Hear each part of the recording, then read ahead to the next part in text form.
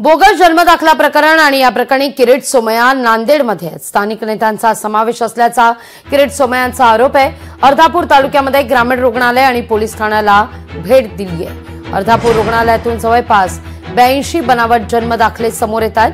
10 दिवसात मोठी माहिती समोर येणार असं सोमय्या म्हणतात। बांगलादेशी कनेक्शन संदर्भात स्पष्टीकरण होणार असं देखील सोमय्यांनी स्पष्टच केलं आहे।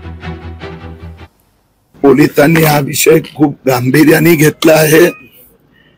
डीवायएसपी यांना तपासाचे मुख्य जबाबदारी दिली आहे आणि मला विश्वास आहे की पुढच्या 10 दिवसात या गुन्ह्यात कोण कोण कसे कसे इन्वॉल्व आहे, एक इथला पॉलिटिकल लीडर पण इन्वॉल्व आहे अशी माझी माहिती आहे। म्हणजे इथे न राहणारे किंवा ज्यांच्याकडे काही कागदपत्र नाही त्यांना बनवाबनवी करून काही सरकारी अधिकारी पण यात पैसेचा लालचने भारतीय नागरिकत्व देण्याचं पाप केलंय, त्यांना आम्ही सोडणार नाही।